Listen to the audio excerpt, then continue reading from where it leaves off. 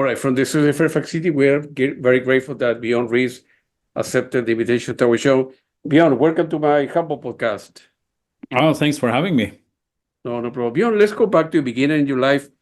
Were you born like in a musical family? How old were you when you perhaps began taking, guitar lesson or piano lesson? Well, I grew up in I wouldn't say it's a musical family. None of my parents or siblings plays an instrument, but I remember growing up with a lot of music around. My parents always listened to music, and I think my mom especially, and perhaps my older sisters as well, introduced me to a lot of different music.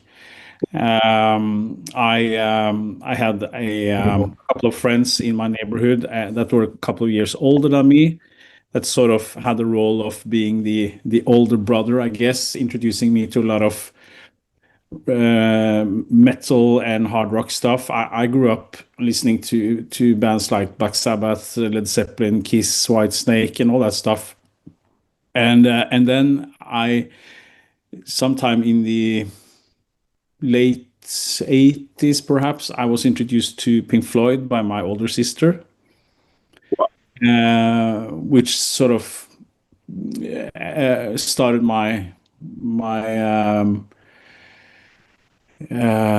interest in Pink Floyd and everything that sort of came out of that. And but no, none of I guess I'm the only one in my family that's playing an instrument. So yeah, and it was a great time as well in Norway, growing up with MTV and vinyl and music magazines and stuff like that. So yeah. What about high school? Were you in any band in high school when you were, I don't know, 16, 17? I met two of the guys in one of the guys some have left, but the vocalist in Airbag, we met in high school. I think we were about around 17, maybe 16, 17. And that was I had been playing guitar for a few years, but meeting Oslo, who's still the vocalist in Airbag, we sort of I remember coming to school the first day and I had a Pink Floyd t-shirt, and that was pretty much it. So and we started to talk, and he was learning to play. I think he played drums at the time, and so a couple of friends that later we started Airbag together after many years with different projects. So yeah. I got you. Obviously, you are a songwriter, multi-instrumentalist, producer, and of course, transition from having success both as a member of Airbag and a solo artist as well. I was checking your work as a solo artist, and it's very remarkable, man. Good for you, man. Thank you. And then you say of course, any kid growing up wanna sound like, I don't know, Pink Floyd or Porcupine Tree or Radiohead, I don't know. So the band Airbag was formed in Norway in the early 2000s, is that correct? Yeah.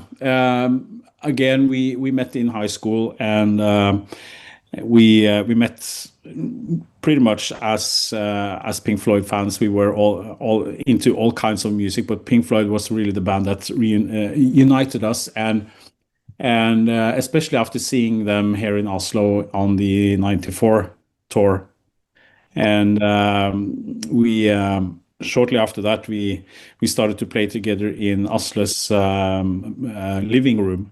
He had some PA speakers, and I had a guitar. We had some drums, and so it pretty much started from that. And we, after a year or so, we started a Pink Floyd tribute band, and we toured the whole of Norway and for many years. But then, at some point, we wanted to write our own music, and the rehearsals got more and more about exploring our own versions of the Pink Floyd songs, and perhaps writing a bit of new stuff. And eventually we got tired of the Pink Floyd stuff, and we started Airbag. How difficult was at the beginning for Airbag to put the first record together, get some gigs, and then began touring at Airbag, right? Because it's a very different thing between being a tribute band to Pink Floyd, right? And playing your music, being on your own, and and so forth. We I don't think we were that concerned about really making it as a band. It was more of a very slow transition. I remember Airbag opening up for us as a Pink Floyd tribute. Yeah. And a lot of people here in Norway that followed us as the Pink Floyd band also were very interested and supportive when we started to do shows on our own.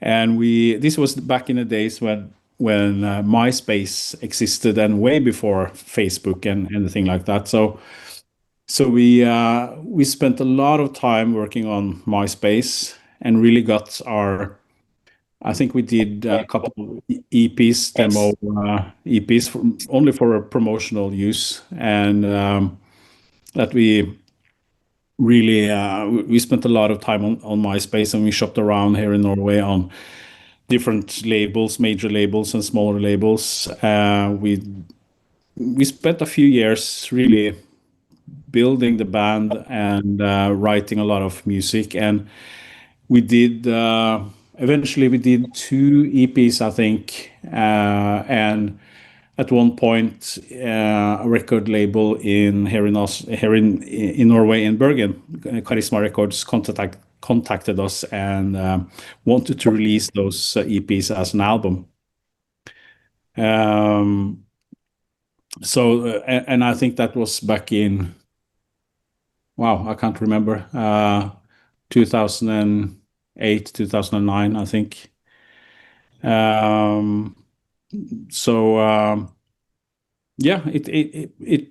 I think it evolved over time, and it wasn't that. I mean, we were all grown up, we had families, we had jobs, and trying to make it as a musician wasn't really our focus. It was more about having fun and writing music and exploring our music and try to get some gigs. Got it. Good for you. That record label that you mentioned is very well known in the world for people that like progressive. There's a lot of bands out there as well, and I have the opportunity to interview a lot of them. So it's very good music in Norway, and I believe or not, I have interviewed more people from Norway than Finland and Sweden. Have no idea, but there's a lot of great musicians in your country. And somebody explained to me before, another Norwegian musician, that I think that when you are 14 years old, so they divide you into, well, this kid wanna marry, wanna go to science, Peter wanna become a doctor, and Bjorn wanna be at the artist side, being writer, musician, or painter. So you kind of specialize in the either going into the artistic side or the technical path, right? And there's a lot of very good music school in there, right? Is that correct? Yeah, that's an interesting thought. I have been playing guitar since I was 13, 14 years, and I started to try to learn all the Black Sabbath stuff and the Kiss stuff. And my family was very supportive. And when we started Airbag in the early 2000s, there wasn't really that many bands in Norway that did progressive rock or whatever you want to call it. And Charisma was really in the starting out as a label as well. They have been doing the black metal thing for quite a few years with Dark Essence, their other label. So Airbag was one of the first bands that they signed, and I think we like to think that we've sort of grown together. We've learned a lot together, and Charisma obviously has become a pretty significant label in Europe and in the prog genre. And there's a lot of great bands that has emerged over the last decade or so.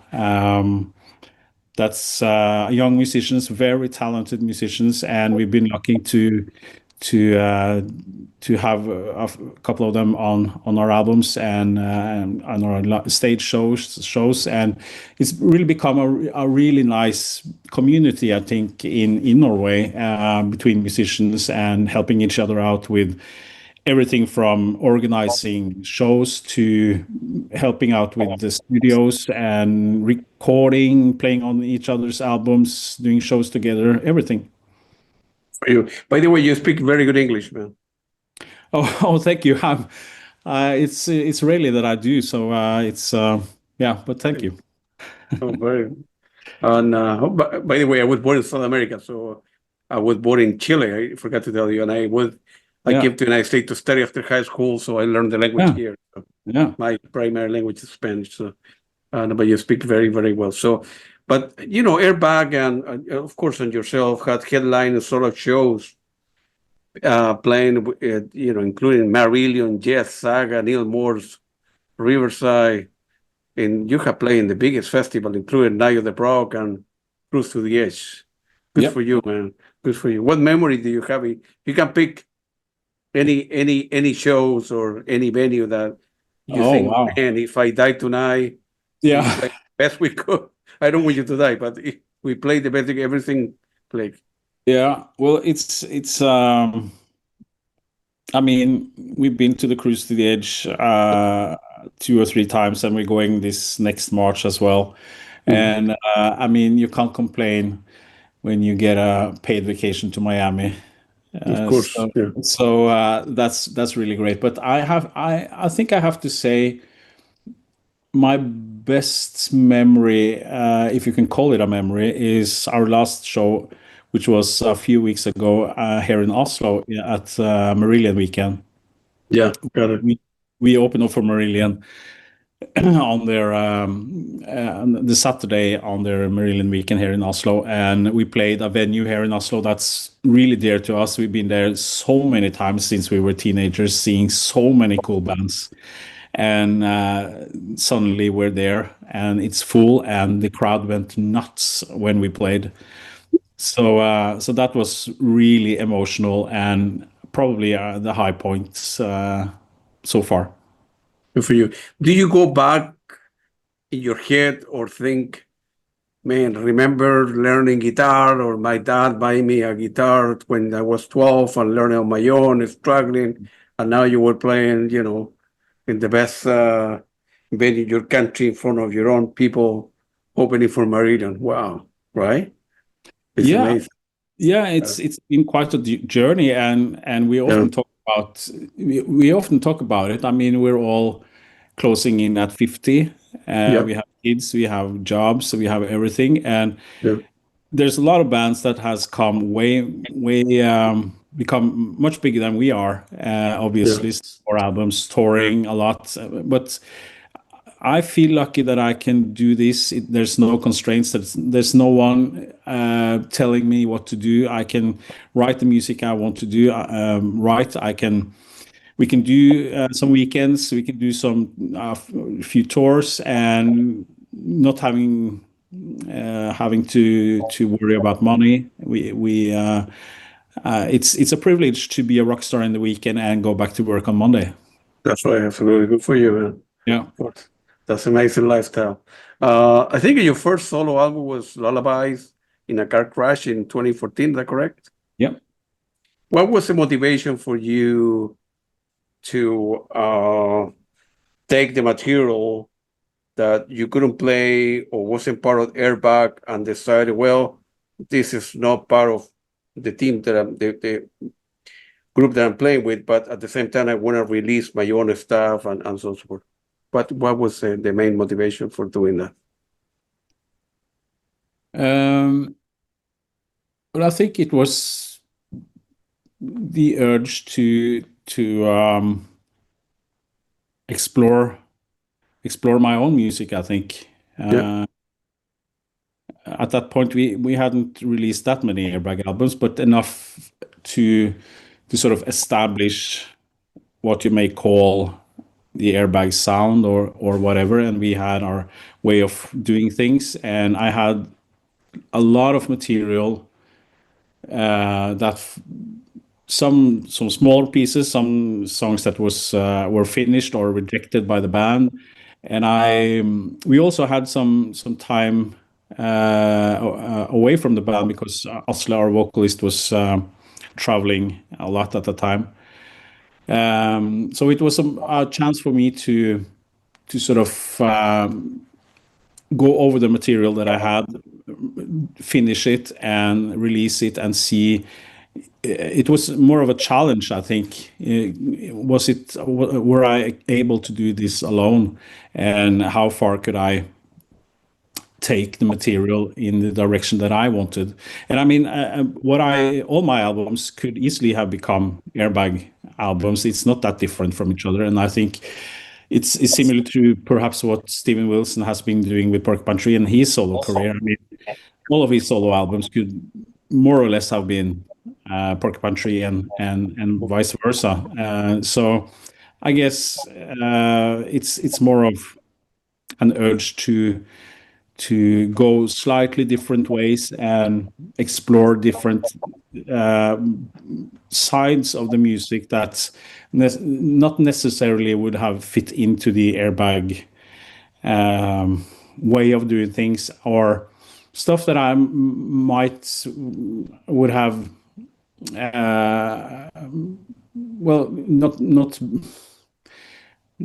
have been accepted by the other members. Sure, So sure. Lullabies was really a one-time thing. I wasn't planning on doing more, but it was Yeah. very fun, and I learned a lot, and it was a huge success as Sure. well. So I've managed to have two separate careers or bands, if you will. Yeah. Yeah. Your solo career and play with Airbag and play with other Yeah. people you Yeah. can play. Good for you, man. Your latest album, that it's hard for me to pronounce, I think it's Fimble Vint or something like that. Yeah, pretty good. Yes, Fimble yes. Vint. Feel free to pronounce it the way how you pronounce. Fimble Vint. Okay, Phil. Yeah. That was released a couple months ago in April, and that's an excellent album. Thank you. Very, very good album. And I was reading reviews from Prog Magazine and other magazines that I subscribe, and it was very, very well received. Good for you, man. Thank you. Yeah. How really difficult proud was of to put? I'm sorry. Yeah, I'm really proud of it. Yeah, it's a very good album. How long does it take to do an album like that, like on your own from end to end? It's like I imagine that it's over a year, right? The process for everything from the beginning to the end. Yeah. Going back to Lullabies, which was sort of it was my debut album. So the material on that album dates way back. Some of it was written for the album, and some of it was stuff that I had been laying around for years.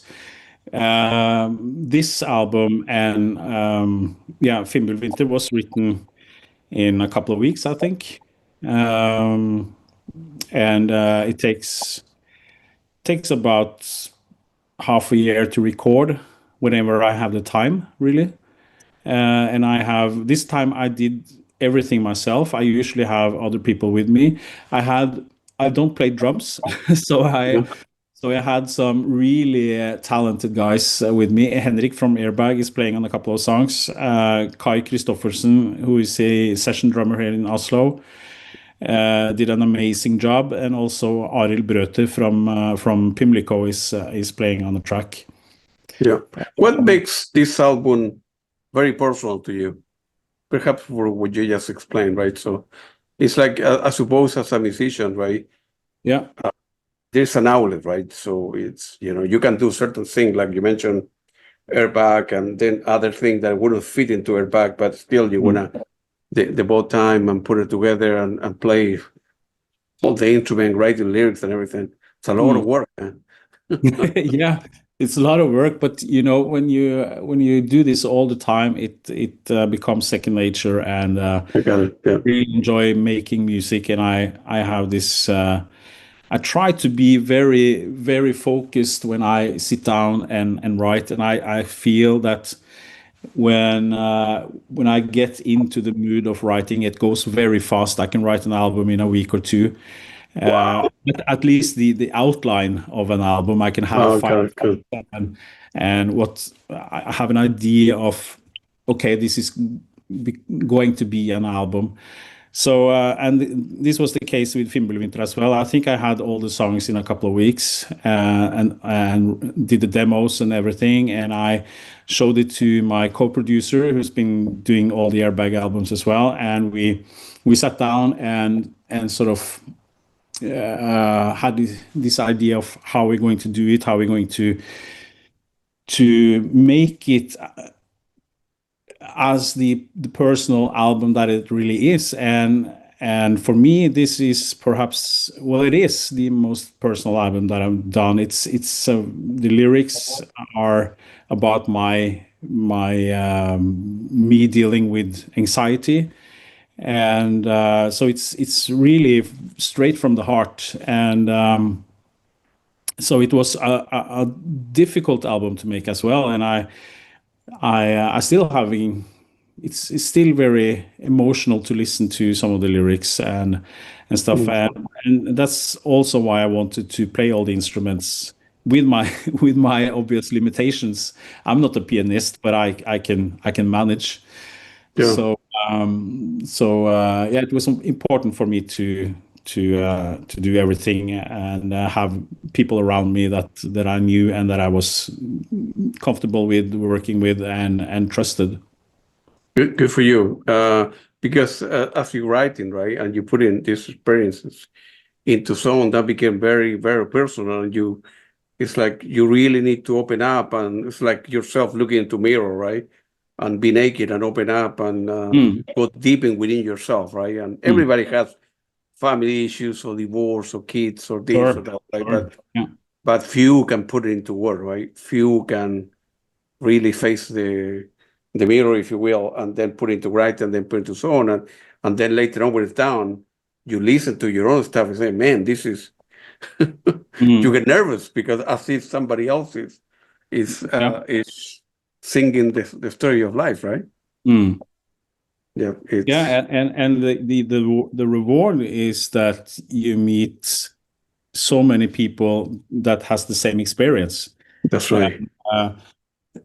I guess I've always written music that has a personal touch and a very direct language. I'm not covering up too much, but this time the response was really tremendous, and a lot of people has contacted me with their stories and thanking me for being so honest and open, and so that's really very emotional and very rewarding. Yeah, absolutely. And it's like when you are a writer, right, and you write a good book, and the same thing, right? It's like a book is not music, but you open up with a pen and a computer, right, and write your story for life, and you have become naked from the world.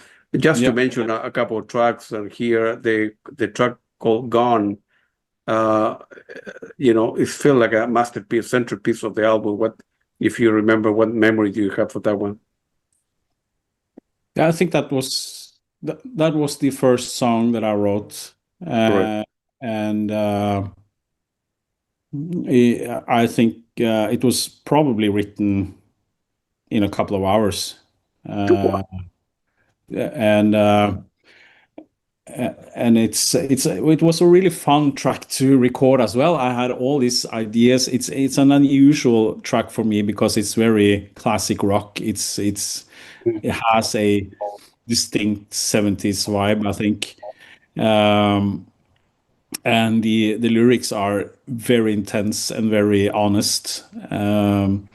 So I put in all these kinds of references. For me, at least, there's everything from I can hear everything from Rolling Stones to Kiss to you mentioned it, and so it was a fun track to record. But and there's that I like that duality between the kind of upbeat, positive music and the really dark lyrics. Yeah, Absolutely. Have you sent a copy of the CD to David Gilmour for him to No, I help? haven't. Maybe No. you should. It sounds a lot like, of course, I'm joking, but it's you are a very very good musician. Like you say, when if you listen to the album and you don't know who you are or what's the name of the band, you listen, a little bit of David Gilmour, the Black Sabbath, the Keys, and so forth. It's a lot of influence that are an intrinsic part of your life. So it's very good. In general, how difficult is to make a living, as a musician? Still, you need to work full time and to form a Yeah. family and stuff. Yeah, Well, you're asking the wrong person, I think, because I have a job. yeah. But I would imagine that it would be very hard, and the difference now between now and I guess in the 60s or 70s or the 80s is that uh, you really have a record label backing you with a lot of money. It doesn't exist anymore. Yeah, that's right. Yeah, And if you're lucky to be signed anywhere, they don't have the time or the money to support you longer than a single. And you also have to be extremely good at making content on social media, which is really frustrating. yeah. Yeah, you have to be both a musician and focusing on creating music, being creative, and you also have to be this media person. To promote your music, right? So Yeah, right. Which is a full job in itself. yeah, So I and think it's difficult, and I'm not sure if it's more difficult now than before, but it's different, and it requires that you have a lot of different skills. Making a good song isn't enough anymore. that's right. You need to write, like somebody explained the other day. It's like 15% is music, right?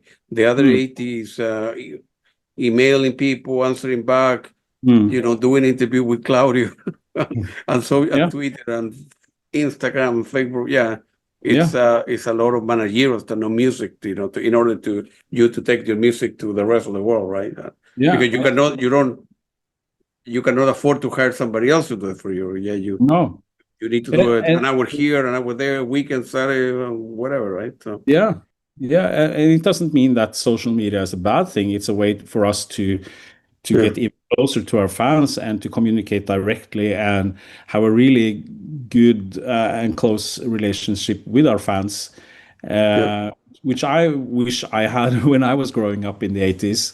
sure, I wasn't aware that my favorite bands released an album until weeks later, and when I saw an article on they being on a tour, the tour was already over.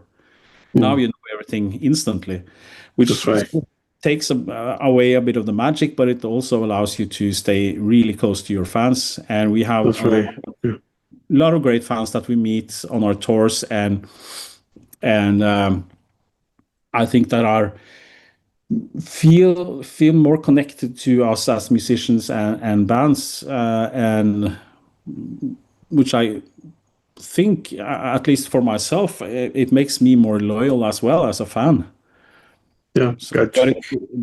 as a musician, it requires a great deal from me, and I'm closing in at 50, and I have to post on Instagram every day. That's crazy.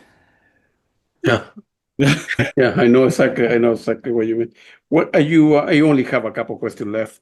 I know it's late in your country, so and are you working new material nowadays? Is Always, what's coming up for you? Always you're working, right? So, always, yeah. I've I've just presented new material to Airbag for the next Airbag album, yeah, and they liked it. all So right. so we're only starting that process. I have no idea how long that is going to take. Right. We're working on a live album that will be out sometime next winter. It's a show that we recorded in Holland last year. Yeah. And I'm working on some new solo material as well. So it's going to be a lot of music coming from this camp in the next couple of years. Good. So a new album, it means a new tour? Hopefully, yeah. Hopefully, yeah. And then you say you come into the United States next year to play here in March, right? Yeah.